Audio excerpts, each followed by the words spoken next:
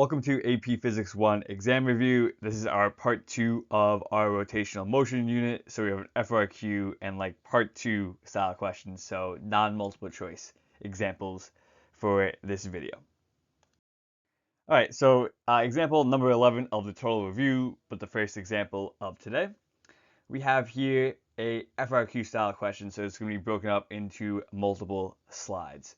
A hollow cylinder with a mass m and radius r rolls down a ramp that makes an angle theta with the horizontal. The moment of inertia of the hollow cylinder is just mr squared. The hollow cylinder rolls without slipping. Alright, so the first thing I see here before even looking at any of the parts, saying that the cylinder is rolling without slipping means that it's moving both translationally and rotationally at the same time. So there must be some kind of force of friction that is creating this rotation, allowing me to move down the inclined plane. Alright, so in part A, on the diagram below, draw and label all forces, not components. So on incline, we obviously have like FG parallel, and you have FG perpendicular. You're not worried about those for the moment. Acting on the hollow cylinder as it rolls. Clearly indicate at which point on the shallow cylinder the force is acting. So you have to be very methodical with this to make sure that we don't make a mistake, because it's very important to show whether the forces are coming from the center of mass or the forces are towards the bottom, some distance from the axis of rotation here.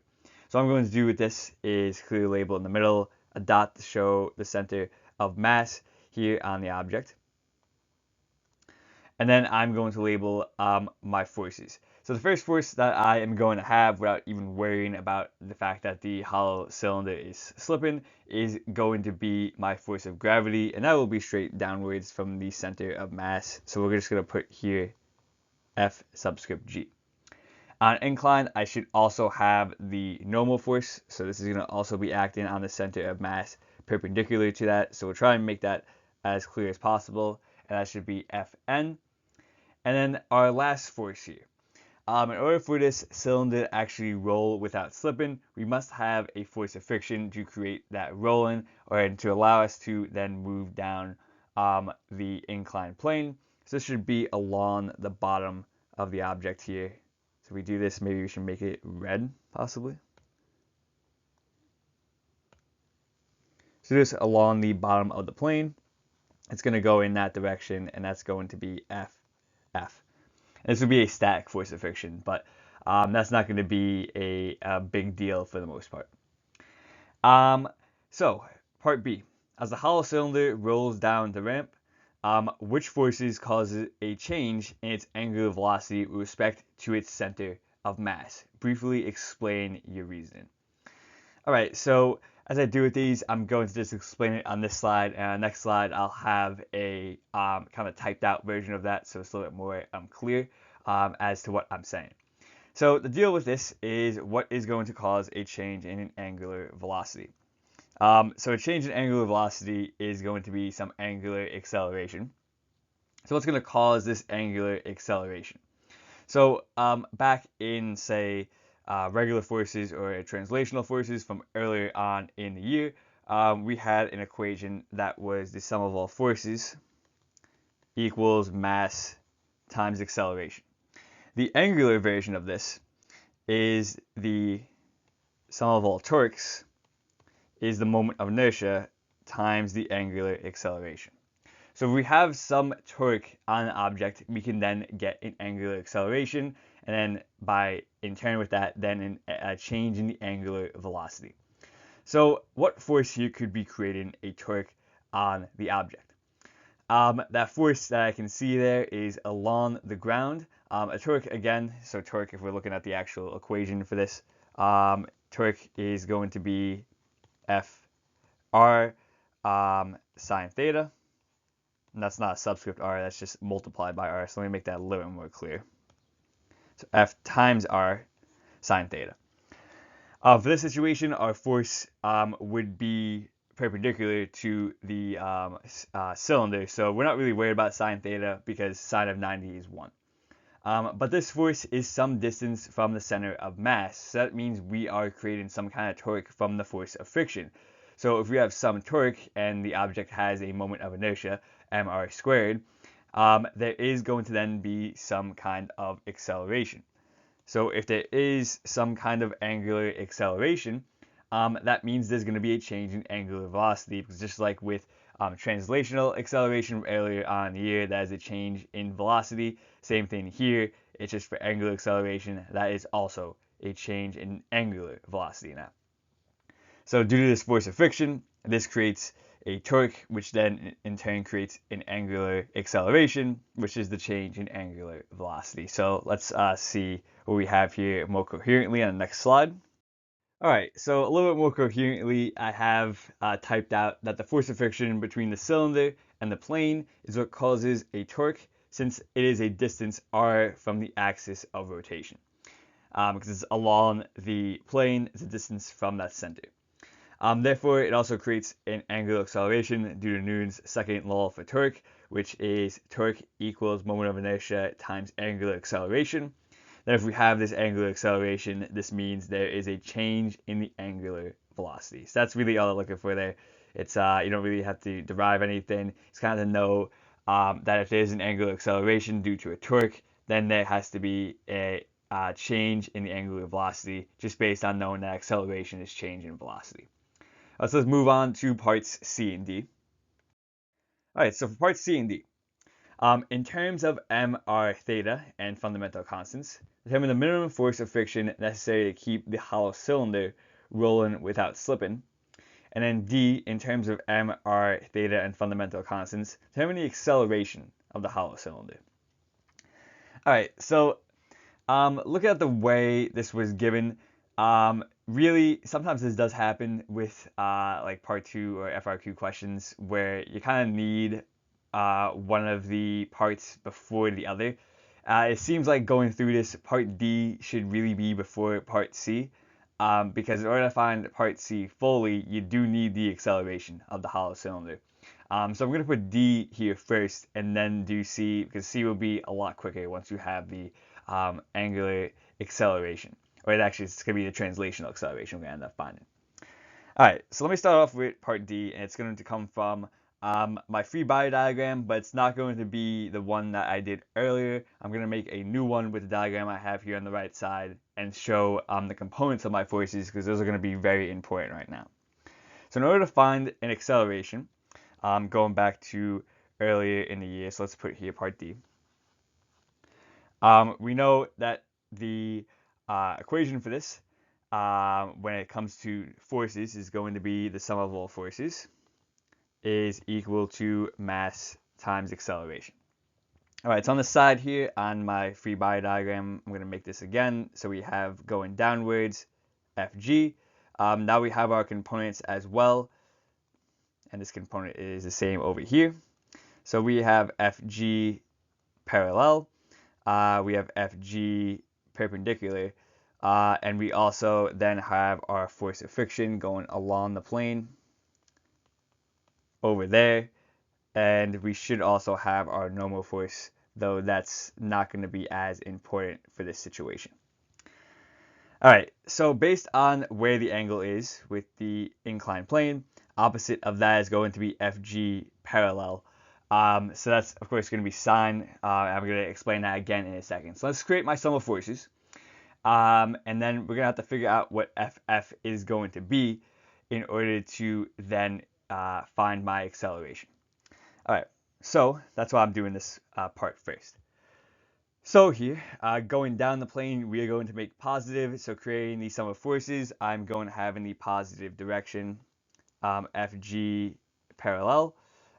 Subtracted from this is going to be the force of friction, and then this is equal to mass times acceleration. All right, so I do not know what the force of friction is, and I do not know what the acceleration is. I can figure out what the force of friction is, or like make an expression for this, and I'm going to plug back into that later to where I get the acceleration. In order to find the force of friction, we talked about how in part B the force of friction creates a torque on the cylinder.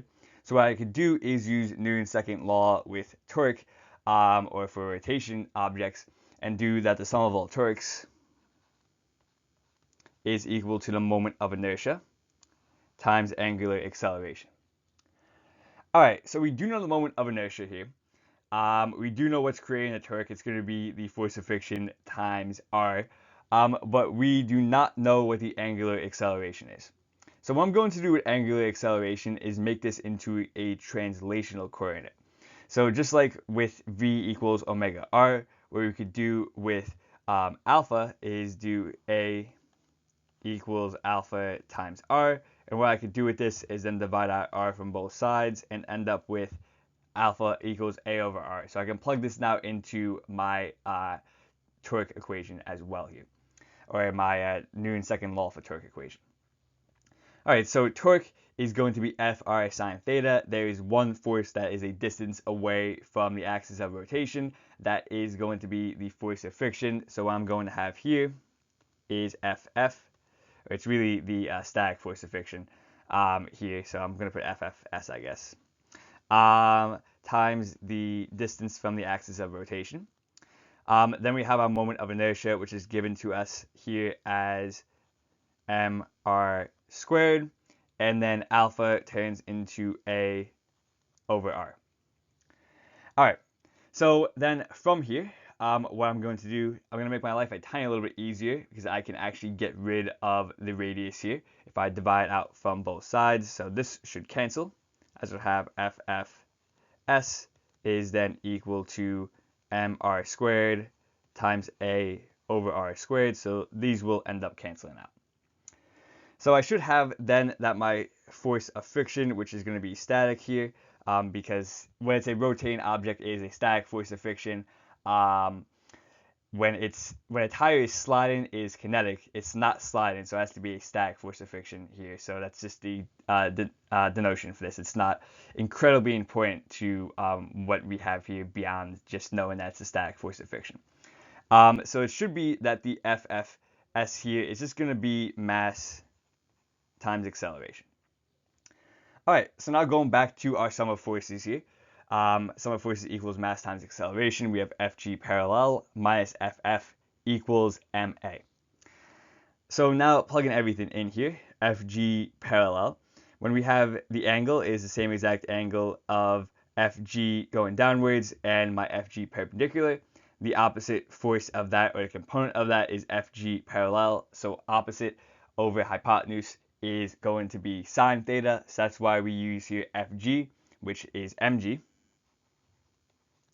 times sine theta, minus, we found that the force of friction was just mass times acceleration, and then that is equal to ma here. All right, so there's another thing we can end up canceling out. We have mass in all terms of our equation here, so I can just cancel out m from each portion. So I should have here that g sine theta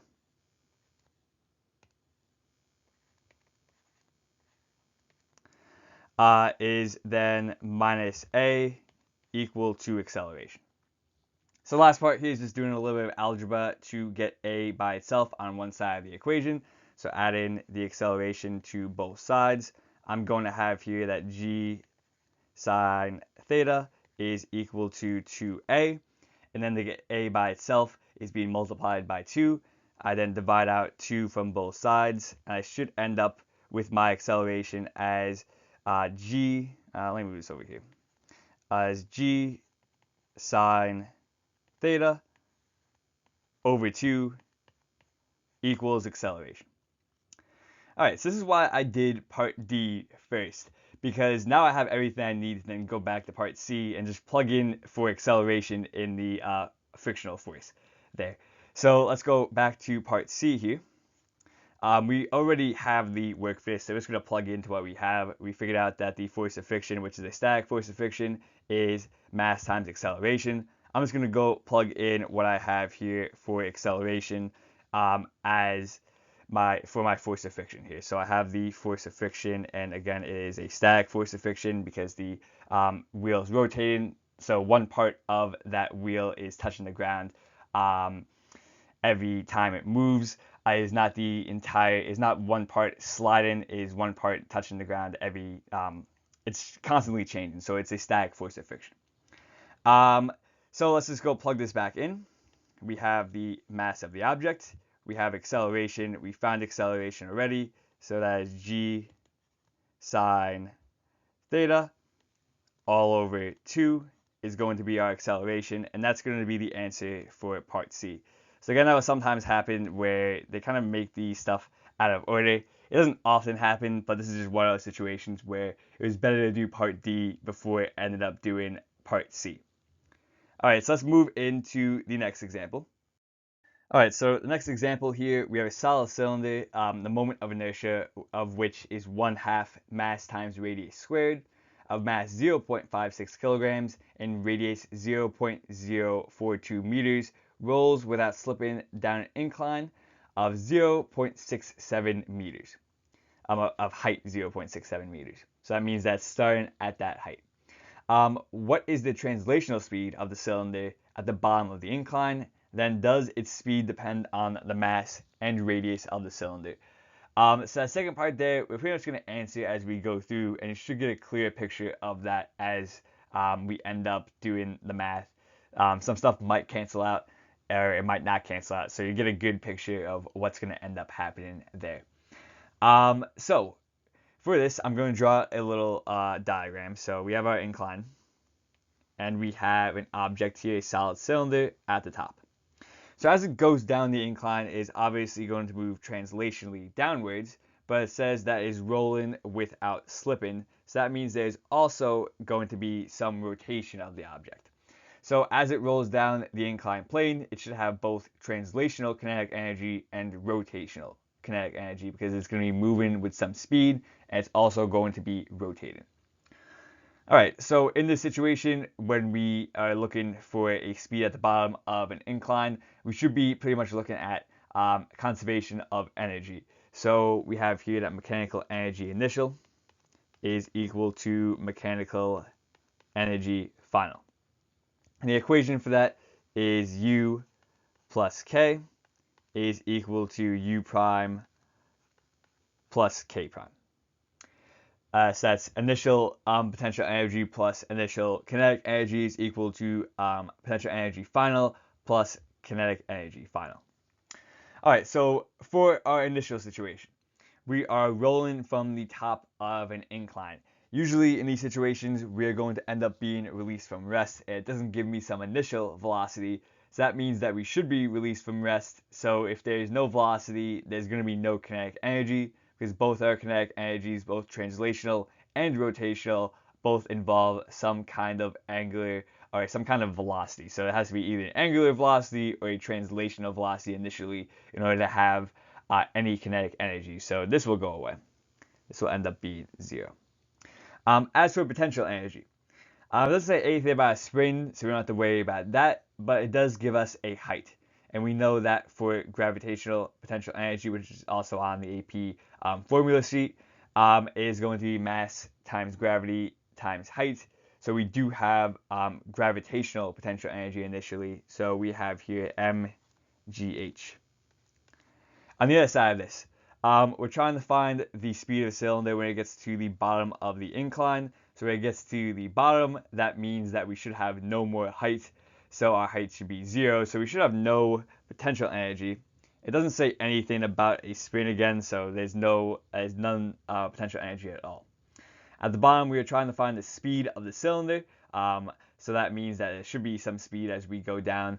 It is still both rotating and moving translationally. So we should have both types of kinetic energy combined into one for this object. So we should have here 1/2 mv squared plus 1/2 I omega squared. Alright, so from here, I'm going to then kind of fix my rotational kinetic energy equation, because we're trying to find translational speed. So I want to first plug in my moment of inertia that's given to me. That shouldn't be too bad, but I also want to make my angular velocity into translational coordinates. So again, just like we've been doing, v equals omega r. If I divide out r from both sides, I will end up with omega equals v over r. So let's plug everything in now. So mgh equals 1/2 mv squared plus 1/2 the moment of inertia, which is going to just be 1/2 mr squared,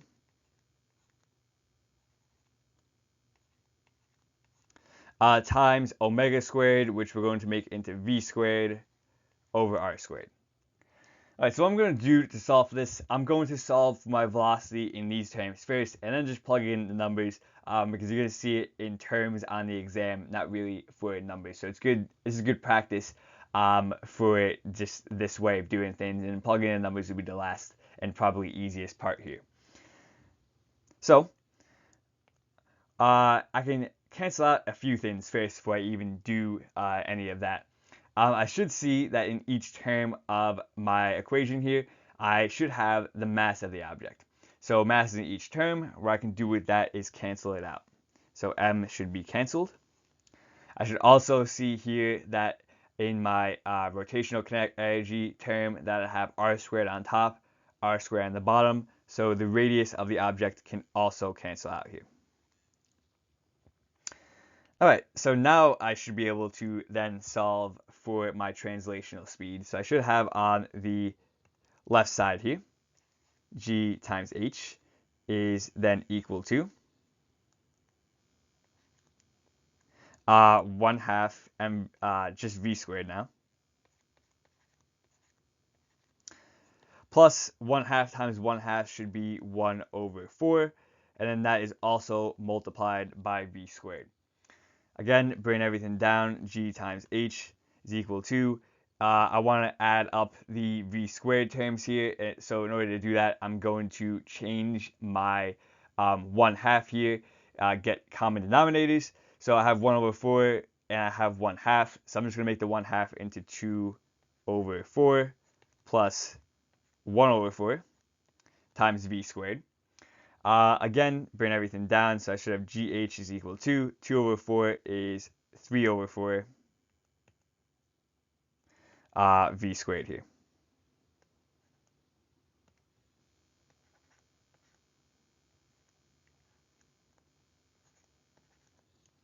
Alright, so moving everything over here. So again, I'm going to have gh is equal to 3/4 v squared. I want to get v by itself, so in order to do this, I'm going to divide out 3/4 from both sides. So I should have on the other side 4/3. G times h is equal to v squared. And my last step is to get v by itself. It's being squared, so do the opposite of that. Square root both sides. So I should have here that the square root of 4/3 times gh is going to be equal to v.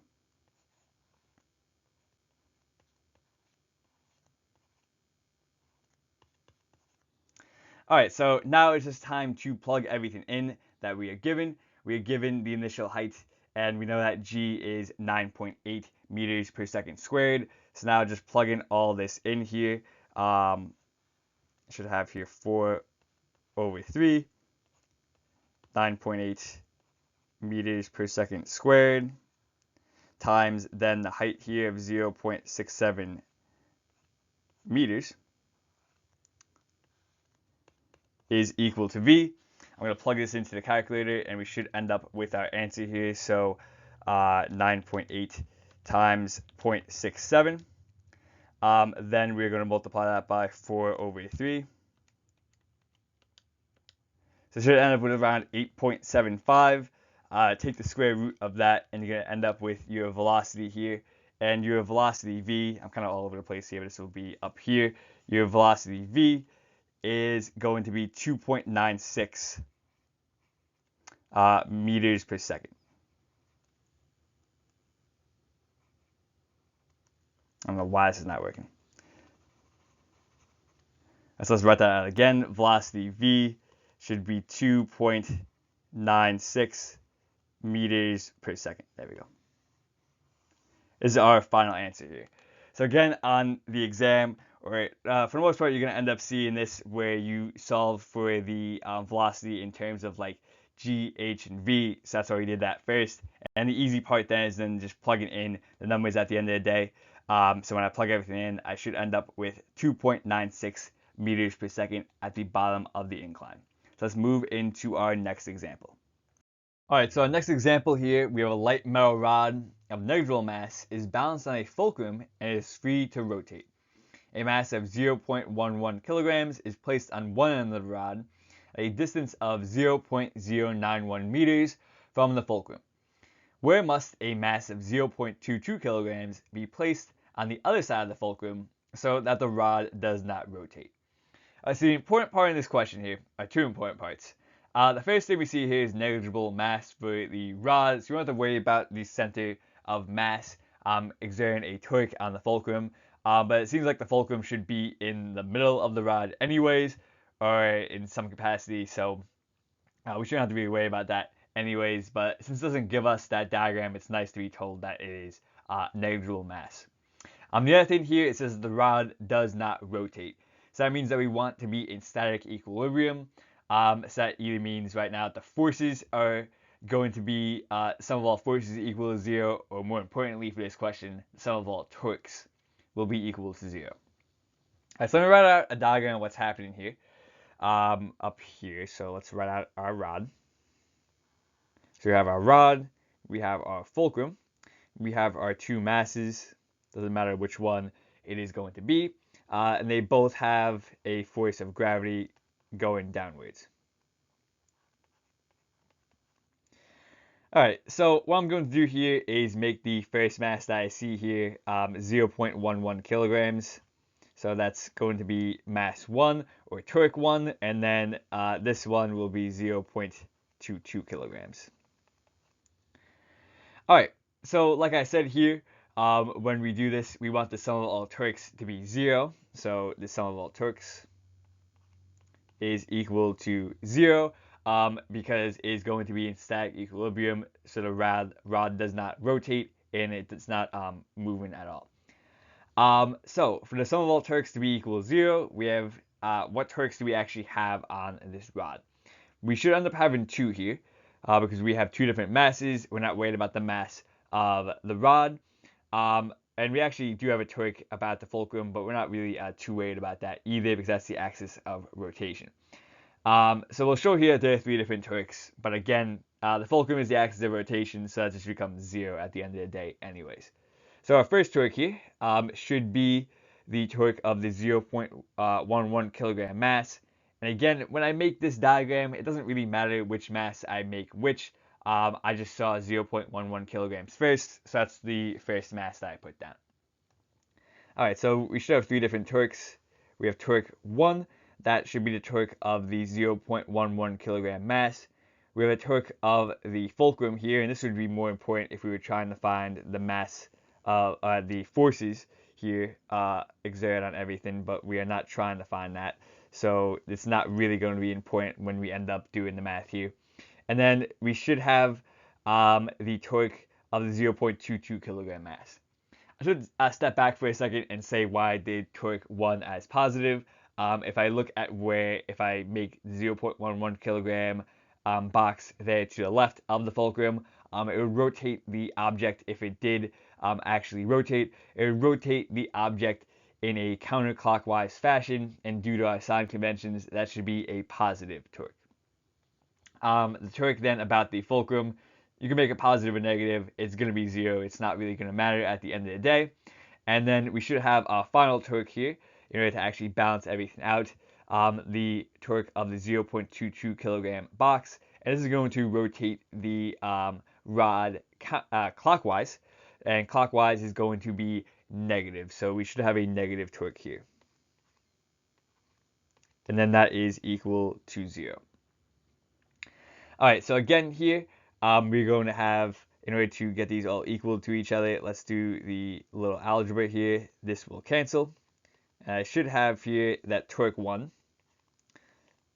plus torque 2, which again is the torque of the fulcrum. So it's by the axis of rotation. So that's going to end up being 0, is then equal to torque 3. Alright, so torque 1, as we know from the reference table, this is on the reference table, is either written out there as RF sine theta. We're going to write it out as FR sine theta here. Our force is going to be perpendicular to the rod, so that means that sine of 90, that is going to be 1, so we're not worried about that. So let's just write this as FR. So it's going to be FG, and that's of the 0.11, so we'll just put FG1 for right now, times R1 plus the force of the fulcrum, which we're not too worried about, we're not trying to find that, times R, I guess the axis of rotation, so we'll put that as RA. And then we're going to have here the torque 3, and that is going to be FG2, and then that is R2.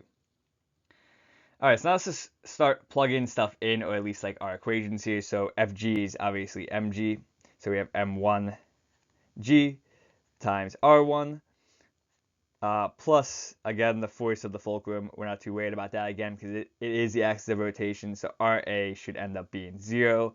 And then we have here Fg2, so m2 times g times r2. Alright, so now we can start plugging numbers in here.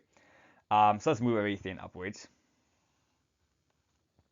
So our first mass here is going to be 0.11 kilograms. That is then multiplied by g, which is 9.8 meters per second squared. That is times the distance from the axis of rotation, which is 0.091 meters, plus the force from the fulcrum, that's times 0. That's the distance from the axis of rotation, is then equal to the other side, which our mass here is 0.22 kilograms times 9.8 meters per second squared times R2, which is what we're looking for. Alright, so that, again, the force from the fulcrum, or the torque from the fulcrum, that is the axis of rotation, so R is 0, so this goes away. On the left side here, I'm going to have a torque of 0.11 times 9.8, then times 0.091. So that torque should be 0.098, 0.098, and that is newtons times meters, equal to the other side. So we should have here just 0.22 kilograms times 9.8. That's going to be 2.156, and that will end up being newtons. Then we are looking for R2. So in order to get R2 by itself, it's being multiplied by the force of gravity by the 0.22 kilogram box. So since it's being multiplied, we do the opposite of this and divide out the 2.156 newtons.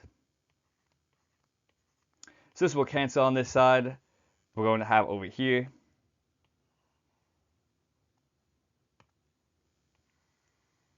0.098 newtons times meters over 2.156 newtons. And you should see here that the newtons will end up canceling out. So for this, when I divide this all out, I'm going to have 0.098 divided by 2.156. This is going to be the answer of 0.04, and that is going to be 5, and that is then going to be meters is our unit, and that is equal to R2. So we should place then that mass 0.045 meters from the axis of rotation. And so let's move into our final example. All right, so our last example here, we have a student of mass 59 kilograms is standing at the edge of a merry-go-round of radius 4.2 meters and a moment of inertia of 990 kilograms times meters squared. So that means we're given the moment of inertia of the merry-go-round. We don't have to actually calculate that. It is rotating at an angular velocity of 2.1 radians per second. The student walks to the middle of the merry-go-round. What is the angular velocity when he reaches the middle? Assuming the student can be treated as a point particle. So as a point particle is, its moment of inertia is going to be I equals mr squared. So that's what we can plug in for this. So this is going to be a classic conservation of angular momentum problem, because when the student walks towards the middle of the merry-go-round, it's just like when bringing the masses in, or bringing your arms in like a ice skating demonstration or a demonstration I did in class with the textbooks. It should end up going faster, but the total moment of inertia of the system is going to go down. So I is going to go down, but angular velocity should go up to conserve angular momentum. So let's show this here as L before equals L after. And L on the reference table, L is just moment of inertia times omega, which makes sense because with translational momentum, it is P equals mv. M in this situation is the moment of inertia, and then v in this situation is the angular velocity.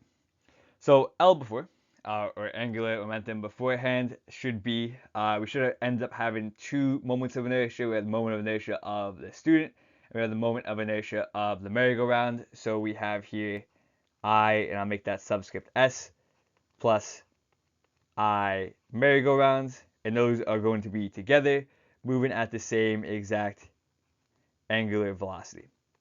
Afterwards, we're going to have two of those again. The moment of inertia of the student should end up changing, plus now the moment of inertia, I'll put this as after. And then we have the moment of inertia of the merry-go-round, which will not change and is given to us, times now our new angular velocity, so that's also after. Alright, so what I'm going to now plug in, the moment of inertia of the student, that is mr squared, plus the moment of inertia of the merry-go-round, which again is given to us, and the initial angular velocity is given to us. Afterwards, we have a new moment of inertia of the student because they move into the center of the merry-go-round, and then, or it reaches the middle, and we have the same exact moment of inertia of the merry-go-round, and a new angular velocity due to this. Alright, so now we can plug in our numbers. We have the student has a mass of 59 kilograms. So we have 59 kilograms times the distance there of 4.2 meters raised to the second power, plus the moment of inertia we are given of the merry-go-round, that is going to be 990 kilograms times meters squared, then times the angular velocity, which is 2.1 radians per second, equal to the other side now. So when we go to the center of, or the middle of the merry-go-round, we should actually have zero moment of inertia for the student, because we should have zero radius if we go to the center. So 59 kilograms times 0 meters raised to the second power, plus 990 kilograms times meters squared. This is then all multiplied by our new angular velocity. So again, anything times 0 is 0, so this goes away. So it should only have the moment of inertia of the merry-go-round, because again, if we're moving to the center, our radius should be 0, so then multiplying anything by 0 is 0. So now beforehand, we have 59 times 4.2 raised to the second power. So the 4.2 is raised to the second power, not the entire thing. So we should end up there with 1040.76.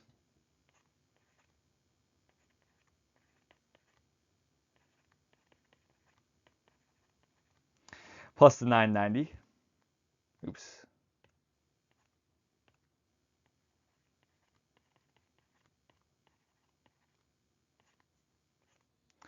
Times 2.1 radians per second. On the other side, we just have 990 kilograms times meters squared. This is all multiplied then by our angular velocity. So 1040.76 plus 990 is going to give us 2030.76.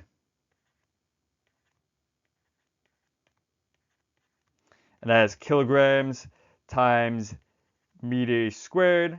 This is all multiplied by 2.1 radians per second, equal to 990 kilograms times meters squared times the new angular velocity. So I'm multiplying 2030.76 times 2.1. That should give us an initial angular momentum of 4,264.6 essentially. So 4,264.6, and this is going to be kilograms times meters squared over seconds is then equal to 990 kilograms times meters squared times now the angular velocity. So we want to get angular velocity by itself on the right side. What are we going to do? Is being multiplied by, let's be kilograms, not just K. Being multiplied by kg times meters, multiplied, sorry, by, my bad. So we multiply by 990 kilograms times meters squared. So we do the opposite of that and we divide out from both sides of the equation.